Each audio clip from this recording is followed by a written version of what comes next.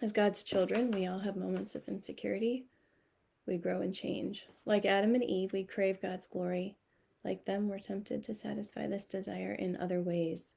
Here's the truth we learn from their story: God gave us only one way to satisfy our longing for Him, and that's knowing Him. This relationship with Him matters more than anything else that we want. If we operate outside of His love, we wind up outside of our territory. The key to beating temptation is to know that your deepest desire is met by experiencing God's love. When you notice that you're being tempted by what's not right for you, you can remind yourself that God's love is better than whatever you're craving. You have to actually experience that love in the moment. If not, you'll either give in to the craving or you'll live in constant resistance, fighting it and staying disconnected from the love that your heart needs. How do you get God's love when you're craving something else? So this is the simple part. You have to ask Him. There's so many times when I'm laying in bed and ruminating, and I'm like, oh, I should be thinking about your love right now, Lord. But it's a different story to say, Lord, show me your love right now. So you just ask, and then you receive it however it comes into your mind. If you need help doing that, think back to when He saved you. That same love is still available right now. It doesn't have to feel dramatic. It doesn't have to feel like anything. Just let it sink in, and other cravings will fade away. So let's try this yourself. Think about something you really crave. Now realize that God knows you crave it. He's either going to take away the craving or He's going to fill it His way. Why? Because He loves you. In this moment, you're with Him, and that other desire fades away. So this diagram here shows you how to handle these cravings when they keep coming back. The key is to get used to asking for God's love and then taking it. So the little arrows, let's see if I can, okay, so the little arrows are going to show how the darts of temptation move in from the physical realm, which is body, that we're seeing, hearing, touching, smelling, and tasting. Then our will allows our mind to imagine says. So there's your will, it's part of the soul. This is the soul here. The will allows your mind, which is here, to imagine.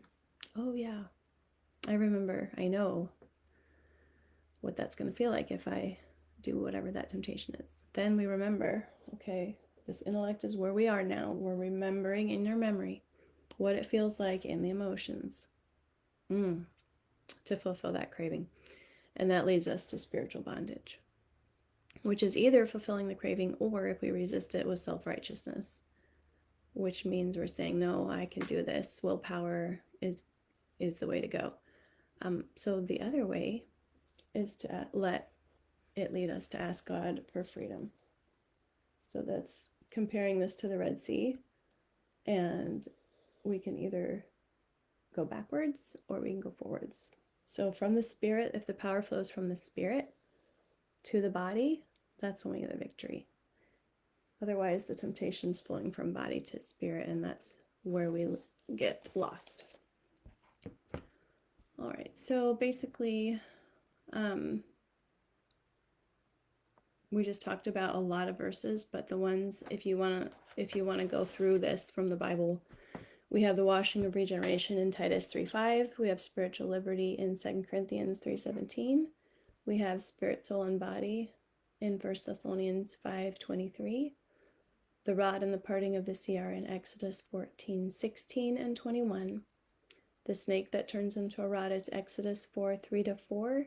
The darts of Satan are Ephesians 6:16. So now I'm going to give you the actual steps, and this will be in the group as a PDF if you want to print it out and keep it on hand. We use a security strategy to break through the enemy's influence when a bad feeling, thought, or choice, that's mind, will, or emotions, comes along to tempt us. First, we notice that this desire is threatening to steal our freedom.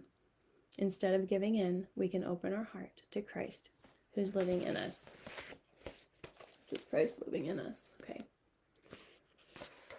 His spiritual energy of love will now begin flowing from our spirit through our soul and into our physical actions. That is how we can make the right choice.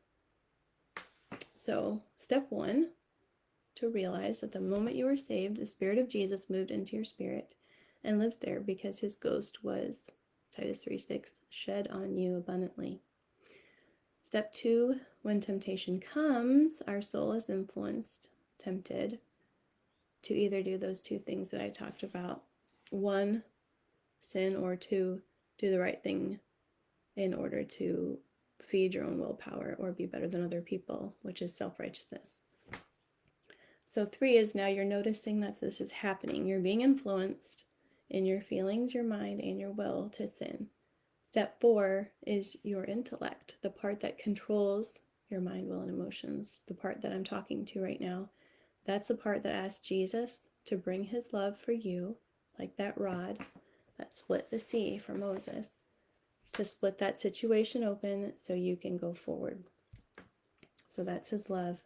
And as you're asking him for it, you're motivated to move away from the temptation, from the enemy. So it's really that simple. Power starts flowing from your spirit into your emotions. Then your memory recognizes that feeling of power and prompts your intellect. Okay, I can see myself going the right way on this. I can see what God's doing. If you imagine yourself going the right way, your will connects that power to your body, and now you're free inside to do the right thing for the right reason. Step 7, you just experienced victory, not because you resisted hard enough, but because God moved in you. You tell God he's amazing. You ask him to help you out of this temptation again the next time it happens. And I want you to know, when I'm showing you these pictures, these diagrams use biblical scenes. We're going to go through 5 of them through this 9-week fast. These are metaphors to help us understand concepts of spiritual warfare. The Bible talks about our war is not against flesh and blood. So we're talking about what's going on with the principalities and powers and how they're affecting us. The Bible does not directly teach this about the Red Sea, but it does contain themes that underlie these metaphors. And in the download, there will be 30 different battlegrounds. These are areas where you might be tempted and not even realize it. And that follows the security strategy.